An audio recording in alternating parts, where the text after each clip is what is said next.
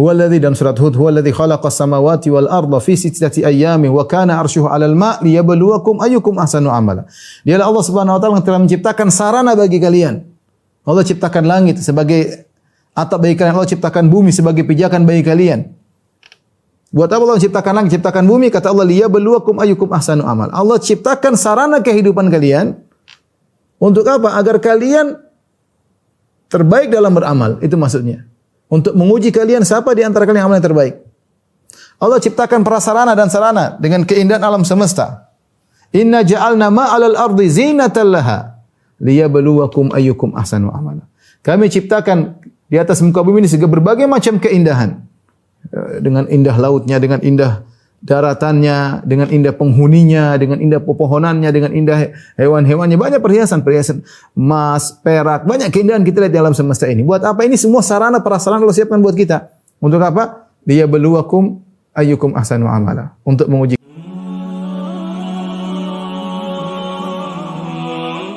Allah Subhanahu wa taala di antara sifat dzatiyahnya, yaitu sifat yang selalu melazimi Allah Subhanahu wa taala, tidak pernah terlepas sekalipun dari Allah Subhanahu wa taala.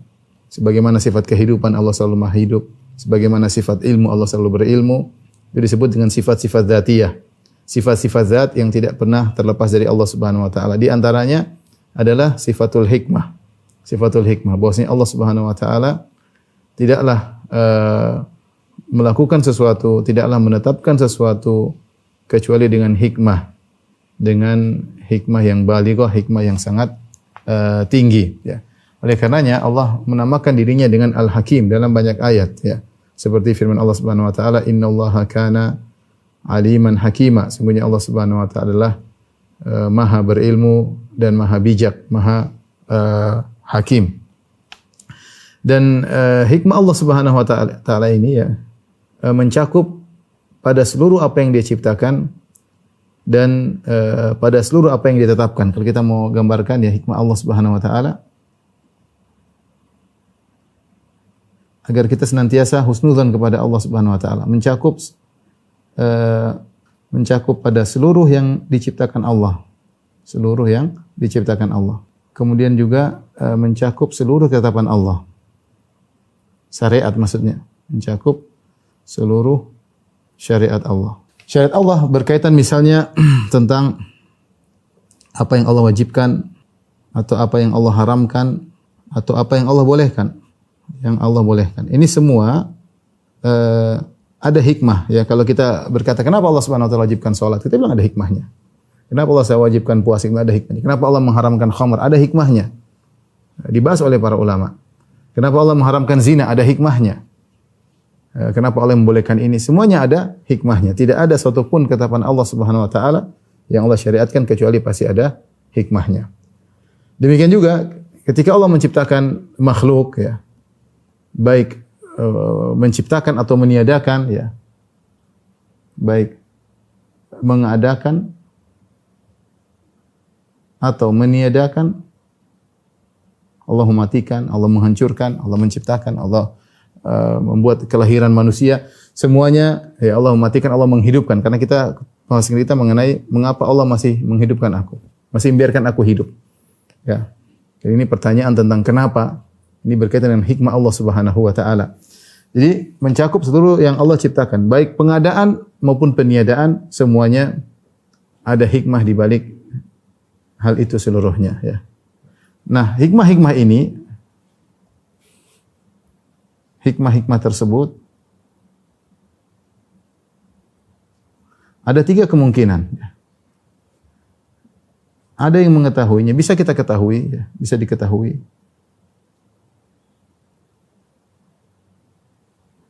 Ada yang tidak kita ketahui, tidak kita ketahui.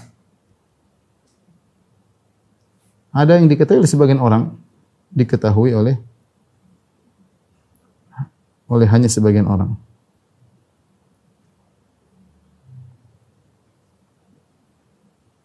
Baik hikmah-hikmah yang berkaitan dengan syariat Allah maupun hikmah-hikmah yang berkaitan dengan penciptaan Allah Subhanahu wa taala. Contoh hikmah-hikmah yang bisa kita ketahui, kenapa begini, kenapa begitu, banyak seperti salat. Kenapa disuruh salat? Allah mengatakan inna salata tanha 'anil fahsya'i wal munkar. Sungguhnya salat itu mencegah dari perbuatan keji dan kemungkaran. Kenapa kita disuruh puasa? Allah Subhanahu wa taala berfirman, "Kutiba 'alaikumus syiyamu kama kutiba 'alal ladzina min qablikum la'allakum tattaqun." Diwajibkan kalian berpuasa sebagaimana diwajibkan atas orang-orang sebelum kalian, la'allakum tattaqun, agar kalian bertakwa. Contoh kenapa Allah haramkan khamar? Jelas untuk agar menjaga akal. Ya, karena orang kalau sudah minum khamar maka akalnya hilang dan ini berbahaya. Ya, kenapa Allah mengharamkan zina? Karena kalau dengan zina maka akan nasab akan menjadi rancu, akan menjadi syubhat, bercampur nasab yang satu dengan yang lainnya, seorang wanita digauli oleh berbagai macam lelaki, dan ini semua diharamkan oleh Allah Subhanahu wa taala. Ini namanya hikmah-hikmah yang mungkin bisa diketahui ya. Contoh ya, saya tulis ini contoh. Hikmah salat. Hikmah puasa. Ini contoh. Kemudian misalnya hikmah diharamkan khamar. Dan banyak sekali ya, hikmah diharamkan zina. Hikmah kenapa disuruh menikah dan lain-lain. Nabi sebutkan. Ya, kenapa hikmah disyariatkan nikah? Kata Nabi sallallahu alaihi wasallam, "Ya ma'syarasy syabab, man istata'a minkumul ba'a falyatazawwaj, fa innahu aghaddu lil basar wa ahsanu lil farj." Wahai para pemuda sekalian, hendaknya kalian menikah. Karena menikah itu bisa menundukkan pandangan, bisa menjaga kemaluan. Jadi banyak sekali perkara-perkara yang hikmahnya bisa diketahui, dan hikmah tersebut semuanya hikmatun balighah, hikmah yang sangat tinggi. Contoh misalnya disyariatkan kisas misalnya. Kenapa kalau ada orang melanggar ada hukum kisas? Kata Allah Subhanahu wa taala, "Walakum fil qisasi hayatun ya ulil albab." Sungguh pada praktek kisas itu ada kehidupan. Karena kalau ada orang yang membunuh juga dibunuh, maka orang tidak akan berani untuk membunuh. Karena dia tahu kalau dia bunuh orang dia akan dibunuh. Dia tidak akan berani untuk untuk membunuh yang lain. Kalau dia melukai orang dia akan dilukai juga. Wal juruhu qisas. Siapa yang melukai dia akan dilukai. Siapa yang memukul orang giginya patah, giginya juga akan dipatahin. Dengan praktek kisos ini maka kehidupan bisa terjaga. Ini contoh. Ini artinya hikmah-hikmah tersebut Allah sebutkan secara gamblang. Ada hikmah-hikmah yang tidak diketahui. Orang hanya mereka-reka saja. Ya. Banyak dan ini juga banyak. Contoh yang tidak diketahui. Contoh. Salat zuhur 4 rakaat misalnya. Ini kita enggak bakalan tahu. Kenapa 4 rakaat? Kenapa enggak 3 rakaat? Bahkan salat zuhur dulu 2 rakaat. Awal mafridhus salat, pertama kali salat diwajibkan 2 rakaat.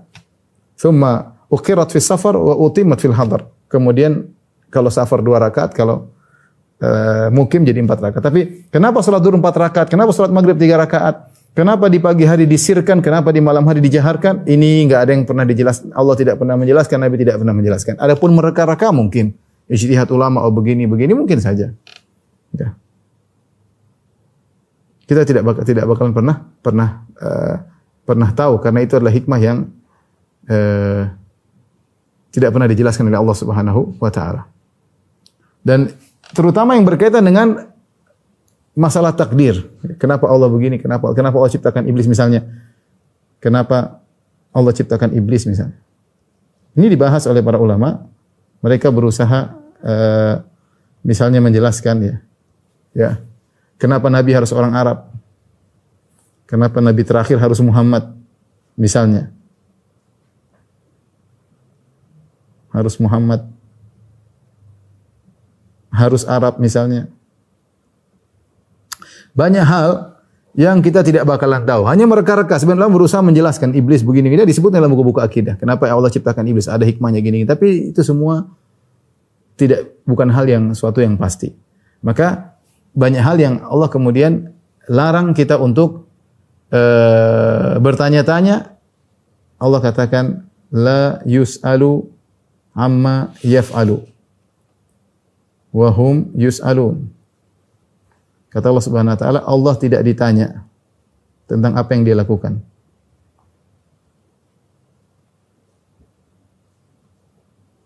Apa yang dia lakukan. Akan tapi mereka yang ditanya. Merekalah ya yang ditanya. Orang kafir sering bertanya kepada Nabi, kenapa begini, kenapa begitu? Ya, tidak perlu dijawab. Mereka itu akan ditanya oleh Allah pada hari kiamat, kenapa mereka berbuat demikian? Kenapa mereka melakukan demikian? Allah tidak ditanya, Tuhan melakukan apa yang Dia kehendaki. Fa'alu lima yurid. Allah melakukan apa yang Allah kehendaki. Ya. Oleh karenanya asalnya kalau Allah perintahkan sesuatu kita jalankan, tidak perlu kita tanya-tanya. Kalau Allah bukakan hikmah tersebut dengan penjelasan dalam Al-Qur'an atau dalam hadis-hadis Nabi sallallahu alaihi wasallam, maka alhamdulillah. Kalau tidak tetap kita mengerjakan.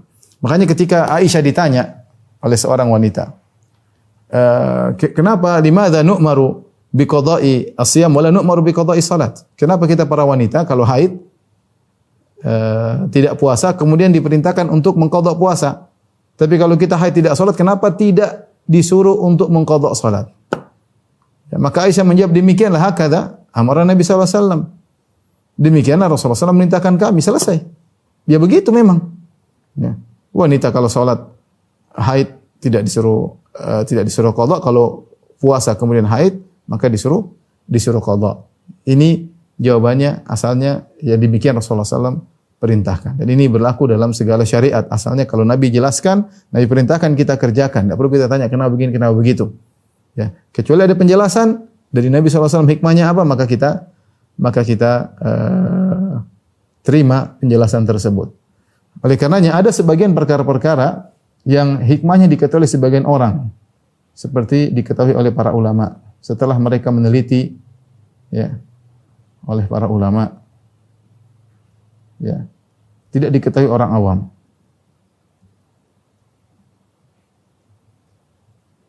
Ini banyak dalam masalah-masalah fikih dijelaskan kenapa begini, kenapa begitu, kenapa diharamkan ini, kenapa diharamkan anu.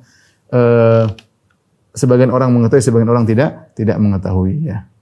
Ini mukaddimah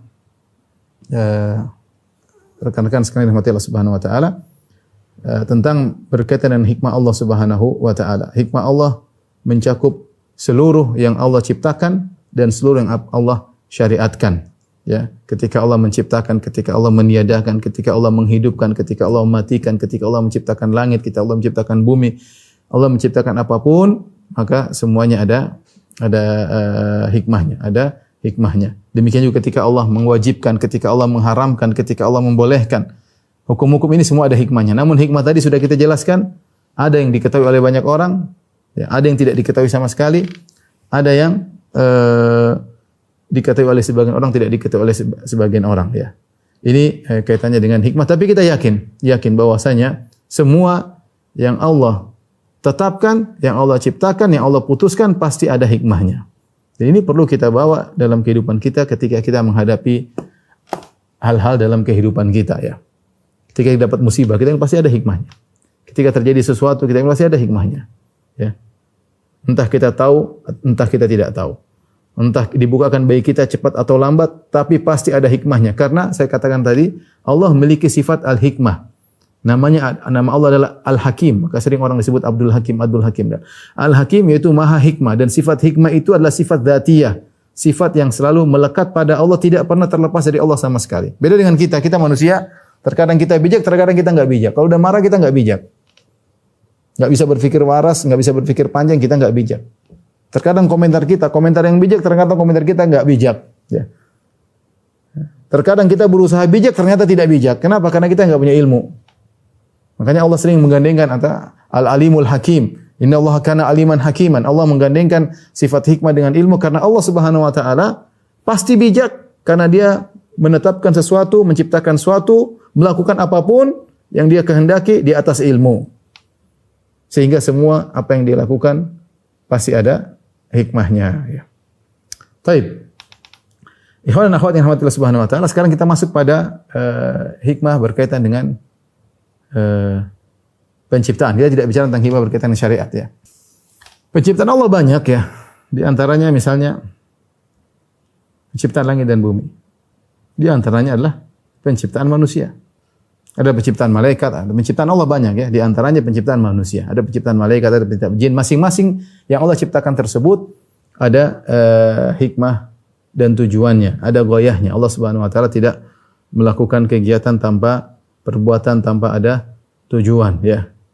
Oleh karenanya orang-orang yang cerdas sebagaimana Allah sebutkan dalam surat Ali Imran, di akhir ayat surat Ali Imran, kata Allah, inna fi khalqis samawati wal ardi wa ikhtilafil laili wan nahari la ayatin li ulil albab alladzina yadhkuruna Allaha qiyaman wa qu'udan wa 'ala junubihim yatafakkaruna fi khalqis samawati wal ard rabbana ma khalaqta hadza batilan subhanaka faqina adzabannar. Kata Allah Subhanahu wa taala, sungguh pada penciptaan langit dan bumi, kemudian pergantian siang dan malam, ada tanda-tanda kebesaran Allah bagi orang-orang yang cerdas, ulil albab. Siapa mereka? Alladzina yadhkurunallaha qiyaman wa qu'udan, yang mereka senantiasa berzikir kepada Allah, mengingat Allah. Qiyaman, dalam kondisi berdiri mereka ingat Allah. Qu'udan, dalam kondisi duduk mereka ingat Allah. Wa 'ala junubihim, mereka ketika berbaring pun ingat Allah Subhanahu wa taala. Wa yatafakkaruna fi khalqis samawati wal ardi, mereka berenungkan tentang penciptaan langit dan bumi. Kesimpulan yang mereka dapatkan melalui perenungan tersebut apa? Rabbana ma khalaqta hadza batilan. Mereka berkata, Rabbana ma khalaqta hadza batilan. Ya, artinya, ya Allah, Engkau tidaklah menciptakan ini semua dengan sia-sia. Tidak ada. Tidak ada Allah ciptakan dengan sia-sia. Allah ciptakan matahari dengan jaraknya sekian, dengan panasnya, derajat panas sekian, Allah sudah atur. Ya. Terbitnya berapa jam, kemudian semua Allah sudah atur. Bulan demikian, matahari, atmosfer, kemudian oksigen yang ada di permukaan bumi sekian, kalau di atas bagaimana, semua sudah diatur. Hujan turun dengan kadarnya, ya. Manazzalna minas sama'in biqadarin. Kami turunkan dengan qadar, dengan ukuran. Semuanya Allah ciptakan, ya, semuanya tidak ada yang sia-sia. Jangan seorang berpikir seperti orang ateis, ini terjadi kebetulan. Enggak ada yang kebetulan. Allah ciptakan alam semesta dengan isinya, dengan jenis manusianya, laki-laki dan perempuan, dengan hewan-hewan berpasang-pasangan, dengan ada daratannya, dengan ada lautannya. Ini semuanya bukan kebetulan. Ada tujuan yang menciptakan ini, ada tujuannya. Ada tujuannya. Dan ini yang dipikir oleh orang cerdas. Mereka setelah merenungkan ini semua, mereka berkata, Rabbana ma khalaqta hadza batila. Tidak mungkin kau ciptakan ini sia-sia. Sementara kalau orang ateis, mereka mengatakan ini semua terjadi kebetulan. Tidak ada yang menciptakan. Sehingga tercipta tanpa tujuan. Ini enggak masuk akal. Kalau ciptakan amburadul tanpa tujuan, maka tidak akan terjadi sistem. Sistem terjadi enggak mungkin dengan kebetulan. Makanya orang-orang ateis itu mau dibilang logis, mereka enggak logis karena Tuhan mereka adalah kebetulan. Kalau kita enggak ada yang kebetulan. Semuanya ada perancangnya. Semuanya ada perancangnya, dialah Allah Subhanahu wa taala. Sebagaimana pencipta langit dan bumi itu ada tujuannya, tidak sia-sia. Demikian juga penciptaan manusia. Allah Subhanahu wa taala ingatkan dalam Al-Qur'an, ya. Afa hasibatum annama khalaqnakum abatha. Kata Allah Subhanahu wa taala, afa hasibatum annama khalaqnakum abatha wa annakum ilaina la turja'un. Ya. Apa kalian menyangka? Kalian mengira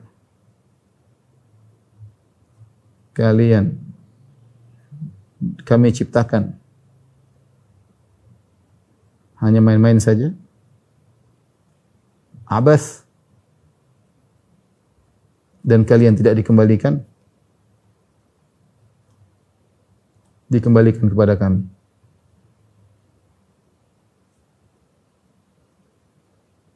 Tidak mungkin. Allah ciptakan ada tujuannya. Allah ciptakan kita ada tujuannya. Allah hidupkan kita ini ada tujuannya. Kenapa kita dibiarkan hidup? Ada waktunya hidup, ada waktunya mati. Ada tujuannya. Tidak mungkin ada tujuannya. Allah juga berfirman, ayahsabul insanu an yutraka suda. Apakah manusia menyangka dibiarkan begitu saja? Tidak ada yang ngurus, tidak diperintahkan? Ya.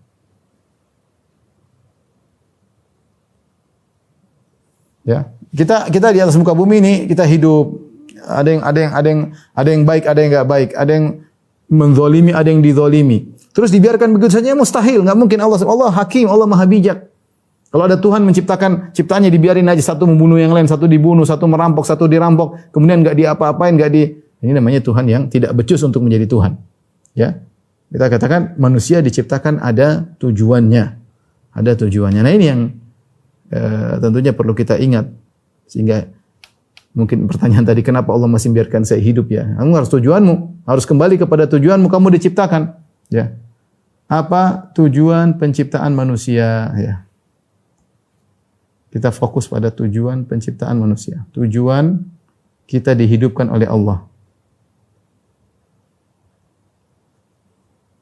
Ini tujuan yang sama-sama kita ketahui, ya. Namun seringnya kita lupa. Allah Subhanahu wa taala berfirman, "Wa ma khalaqtul jinna wal insa illa liya'budun."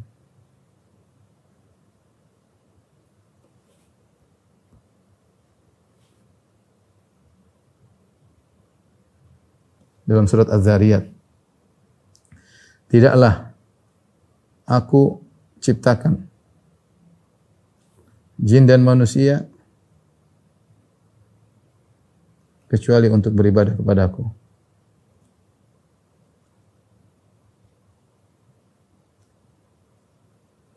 Ini tujuan utama agar kita bisa kembali ke akhirat. Karena kita akan kembali kepada Allah. Agar kita bisa kembali dengan pengembalian yang baik, ya. Kalau kita tidak beribadah kepada Allah, maka kita akan binasa. Inilah tujuan utama karena kan dirahmati Allah Subhanahu wa taala, bahwasanya kita diciptakan di alam semesta dan kita dibiarkan hidup ini adalah agar kita beribadah kepada Allah Subhanahu wa taala. Agar kita kembali kepada Allah Subhanahu wa taala, agar kita ingat akan akhirat, agar sadar bahwasanya kehidupan akhirat, kehidupan dunia hanyalah sementara. Dan Allah Subhanahu wa taala merinci, ya, tentang ibadah ini. Kita bicara tentang untuk beribadah kepada Aku. Perhatikan, untuk beribadah kepada Aku. Ibadah ini dirinci oleh Allah dalam sebagian ayat, ya, seperti, ya, untuk beramal yang terbaik. Beramal yang terbaik. Dan ini datang dalam beberapa ayat. Seperti firman Allah Subhanahu wa taala, "Alladzi khalaqal mauta wal hayata liyabluwakum ayyukum ahsanu amala."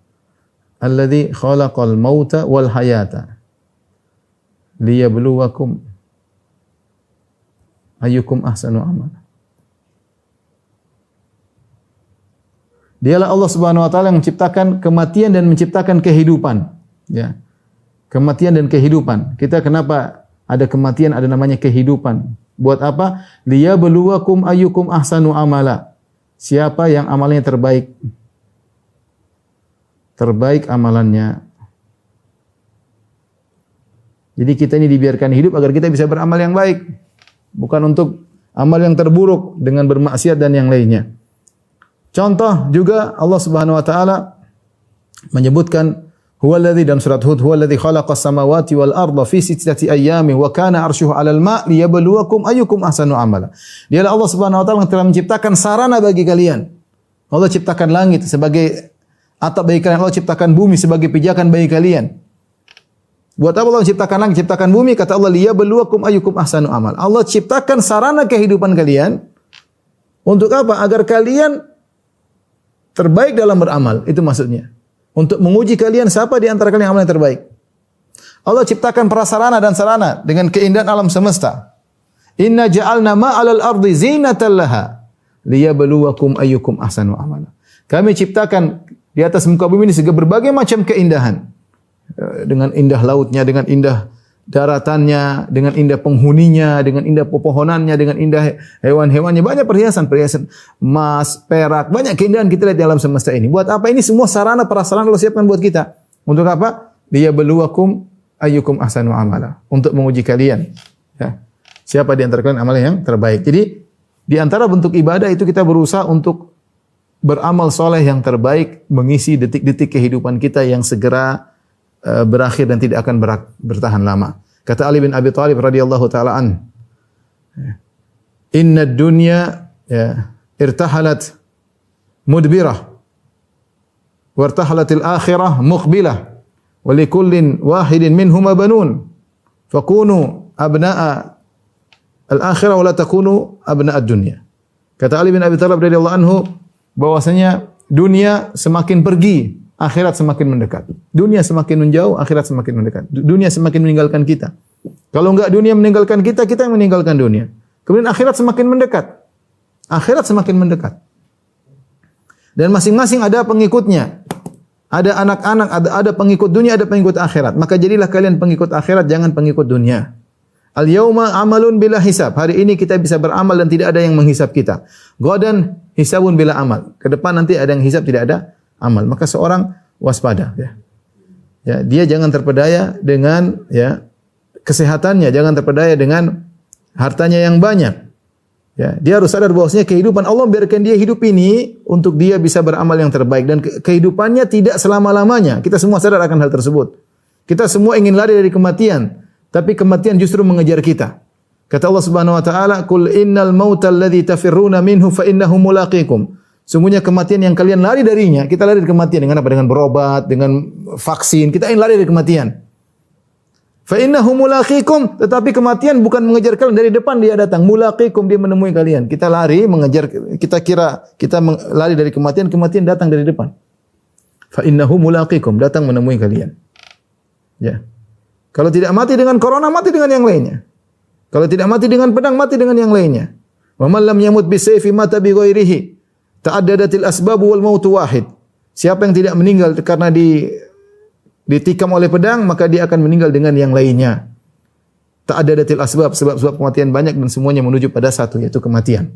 Oleh karenanya, kita harus sadar bahwasanya kita dibiarkan hidup ini kesempatan bagi kita untuk beramal yang terbaik. Untuk beramal yang terbaik. Di antara ini itu adalah salah satu dari perincian dari ibadah, ya. Ibadah. Kita disuruh beribadah. Di antara beribadah adalah beramal yang terbaik.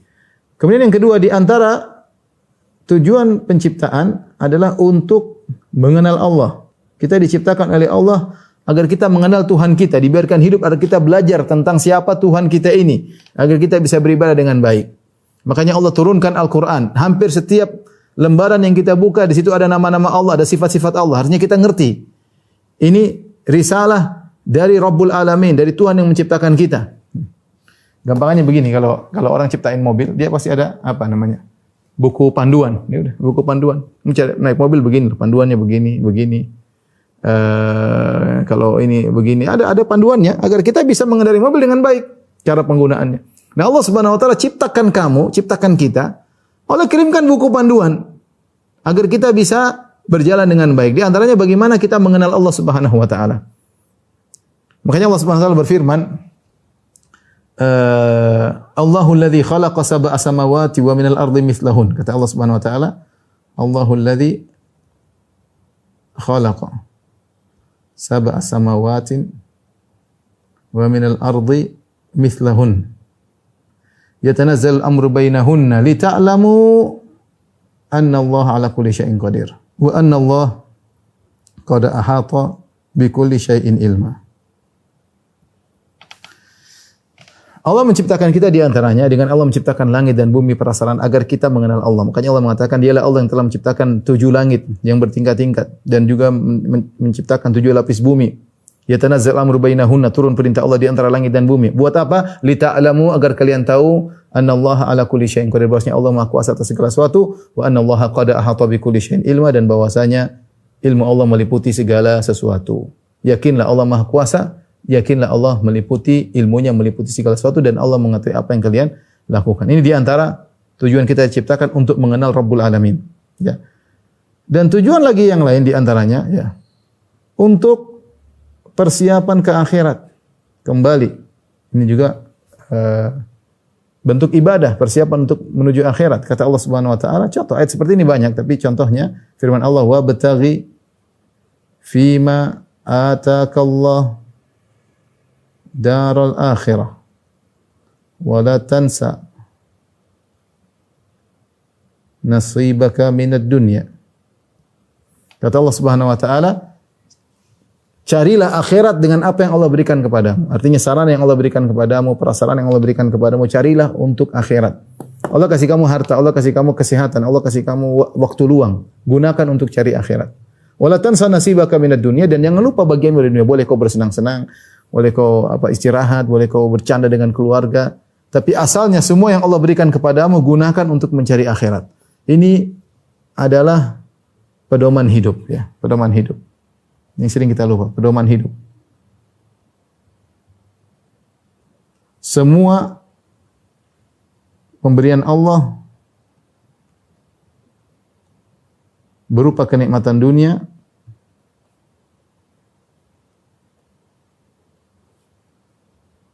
hendaknya dijadikan sarana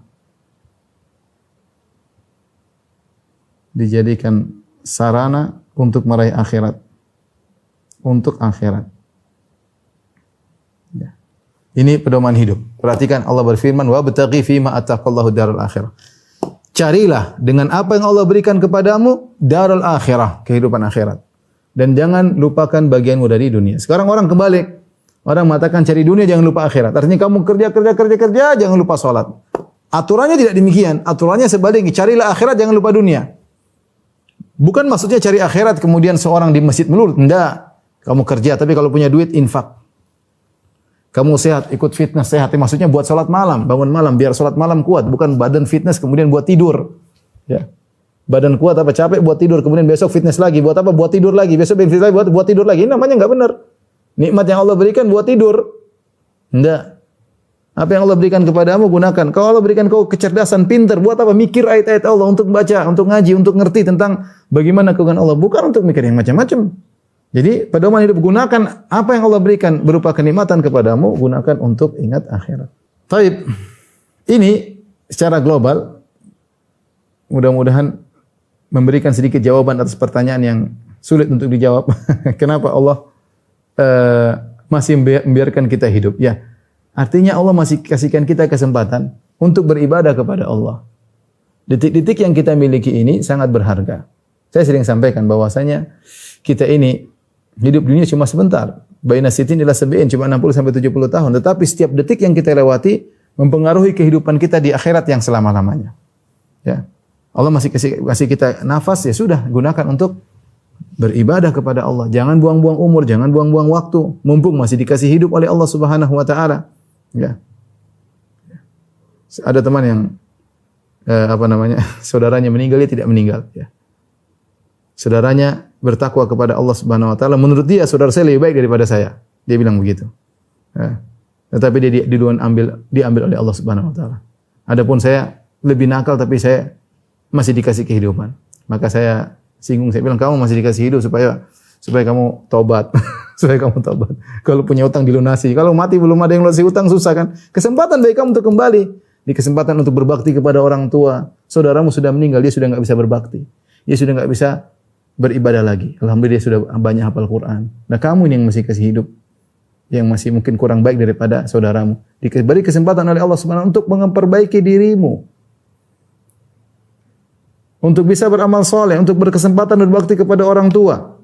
Masih dikasih kehidupan oleh Allah Subhanahu. Jangan sia-siakan umur ini. Umur ini benar-benar ya adalah modal dasar kita untuk menyambut hari akhirat. Betapa banyak orang menyesal pada hari kiamat kelak. Semua menyesal. Yaqulu ya laitani qaddamtu li hayati.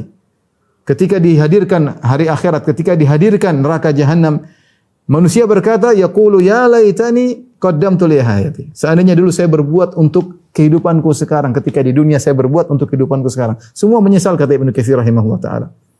Orang-orang kafir menyesal kenapa dulu tidak beriman. Para pelaku maksiat menyesal kenapa dulu mereka tidak bertobat kepada Allah. Orang-orang yang melakukan amal saleh juga menyesal kenapa dahulu dia kurang beramal saleh. Dia sadar bahwa setiap waktu yang dilewati bisa digunakan untuk beramal saleh, ya. Dan ini akan menambah kebaikannya di akhirat. Makanya saya ingatkan bahwasanya ikhwan, ini saya ingatkan dari saya pribadi. Setiap waktu kita itu berharga. Kita zikir subhanallah walhamdulillah. Ini punya pengaruh dalam kehidupan kita, ya. Karena gampangnya gini, kalau orang mengatakan kamu kerja 1 jam dan kamu akan digaji atau hasilnya kamu akan merasakan selama 100 tahun misalnya. Atau kamu kerja 1 jam maksimal hasilnya adalah 60 tahun. Berarti 1 menit yang kita kerjakan akan kita rasakan kenikmatannya selama 1 tahun. Ya, ini kalau saya kasih logis, misalnya ada orang mengatakan, "Dah, kamu kerja sama 1 jam, apa yang kau lakukan? Kalau dia perbuatanmu baik, saya akan nilai setiap menit. Nah, setiap menit akan hasilnya 1 tahun. Berarti kerjamu 1 jam diberi balasan 60 tahun. Dari situ kita tahu bahwasanya setiap menit sangat berharga. Karena setiap menit mewakili 1 tahun. Ini kalau balasannya 60 tahun. Bagaimana kalau umurmu 60 tahun, balasannya abadi selama-lamanya. Bukan 1 miliar tahun, bukan 1 triliun tahun, abadi selama-lamanya. Dari sini kita tahu setiap detik yang kita lewati berharga. Setiap detik yang kita lewati berharga. 1 menit kita baca Quran sangat berharga pada kehidupan kita yang abadi. 1 menit yang kita lewati untuk maksiat, untuk melihat aurat wanita, untuk melihat yang haram juga punya pengaruh dalam kehidupan kita selama-lamanya nanti abadi. 1 menit yang kita gunakan untuk menyenangkan hati orang tua punya pengaruh dalam kehidupan kita selama-lamanya nanti. 1 menit yang kita gunakan untuk membuat orang tua marah juga punya pengaruh dalam kehidupan kita selama-lamanya. Maka kembali lagi, kalau ada yang bertanya, kenapa Allah masih menghidupkan kita ya? Agar kamu benahi diri, selesai. Tujuan jelas, tujuan kehidupan jelas. Allah jelaskan, kamu tujuan hidup untuk beribadah. Kamu tujuan hidup untuk mengenal Allah. Kamu tujuan hidup untuk beramal soleh. Kamu tujuan hidup untuk persiapan di akhirat, seperti yang kita jelaskan tadi. Laksanakan tujuan-tujuan tersebut.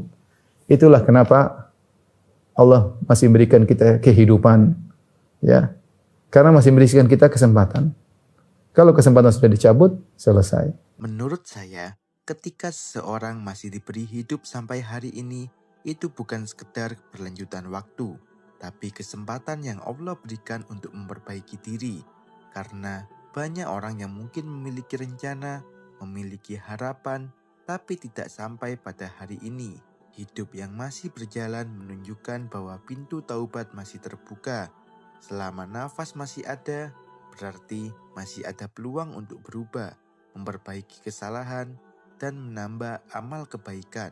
Yang sering terjadi, kita menjalani hidup seperti biasa tanpa menyadari bahwa setiap hari adalah kesempatan yang berkurang. Waktu terus berjalan, tapi tidak semua orang benar-benar menggunakannya dengan baik. Dari sini terlihat bahwa hidup bukan hanya tentang berapa lama kita ada, tapi bagaimana kita mengisinya. Karena pada akhirnya, setiap tambahan waktu akan dimintai pertanggungjawaban. Dan yang tersisa hanyalah amal yang kita lakukan. Barakallahu fikum.